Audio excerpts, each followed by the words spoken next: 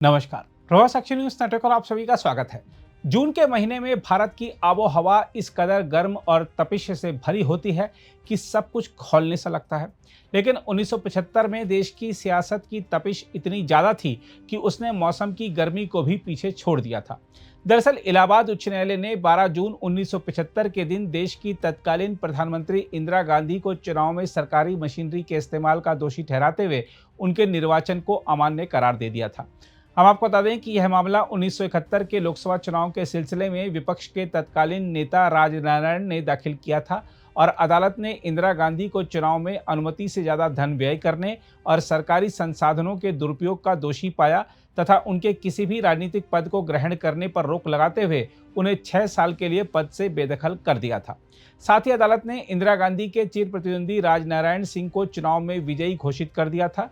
अदालत का यह फैसला आपातकाल के काले दौर का गवाह बना। इलाहाबाद हाईकोर्ट के इस फैसले ने देश में बड़ा राजनीतिक तूफान खड़ा कर दिया था। विपक्ष इंदिरा सरकार पर हमलावर हो गया था क्योंकि इंदिरा गांधी पर चुनाव के दौरान भारत सरकार के अधिकारी और अपने निजी सचिव यशपाल कपूर को अपना इलेक्शन एजेंट बनाने, स्वामी अवैतानंद को 50,000 रुपए घूस देकर रायबरेली से ही उम्मीदवार बनाने, वायुसेना के विमानों का दुरुपयोग करने, डीएमएसपी की अवैध मदद लेने, मतदाताओं को लुभाने हेतु शराब, कंबल आदि बांटने और निर्धारित सीमा से अधिक खर्च करने जैसे 14 आरोप सिद्ध हुए थे।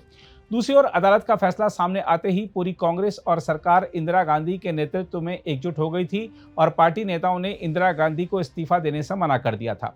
कांग्रेस कार्यकर्ता इलाहाबाद हाईकोर्ट के जस्टिस जगमोहन लाल सिन्हा के खिलाफ नारे लगाते हुए प्रदर्शन करने लगे थे और इस पूरे प्रकरण को अमेरिकी खुफिया एजेंसी CIA की साजिश बताने लगे थे।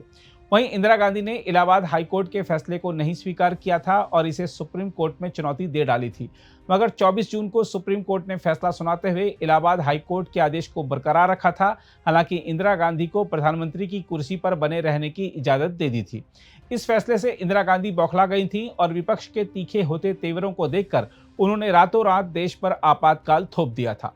इस तरह आज़ादी के महज 28 साल बाद ही देश को तत्कालीन प्रधानमंत्री इंदिरा गांधी के कारण आपातकाल के दंश से गुजरना पड़ा था। इसकी वजह से अंतर्राष्ट्रीय स्तर पर भी भारत की छवि काफ़ी प्रभावित हुई थी और आज भी विश्व इतिहास में यह दर्ज है कि भारत भले लोकतंत्र की जननी है, लेकिन कांग्रेस सरकार के कार्यकाल में इस लोकतंत्र को जेल की सीखचों के पीछे डाल दिया गया था। हम आपको यह भी याद दिला दें कि पिछले साल मोदी सरकार ने ऐलान किया था कि आपातकाल की अवधि के दौरान अमानवीय पीड़ा झेलने वालों के व्यापक योगदान को याद करने के लिए 25 जून को संविधान हत्या दिवस के रूप में मनाया जाएगा।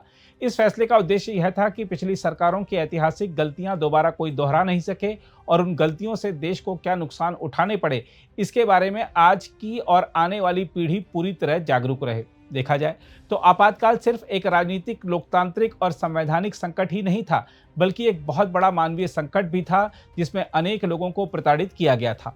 आपातकाल हमें निरंकुश ताकतों के खिलाफ विद्रोह तथा तानाशाही, भ्रष्टाचार और वंशवाद के विरुद्ध संग्राम का सबक और साहस भी देता है। बहरहाल हमें उस राजनीतिक दल और उस राजनीतिक परिवार से भी सावधान रहना होगा जो लोकतंत्र और संविधान के बारे में बातें तो बड़ी बड़ी करते हैं, लेकिन उनका इतिहास सत्ता के सुख के लिए और एक परिवार की खातिर देश को जेल में तब्दील कर देने का है। अगर आप भी लेना चाहते हैं देश दुनिया की तमाम जानकारी तो आज ही सब्सक्राइब करें हमारे चैनल को। साथ ही नीचे दिए बेल आइकन को जरूर दबाएं ताकि हर अपडेट आप तक पहुंच सके।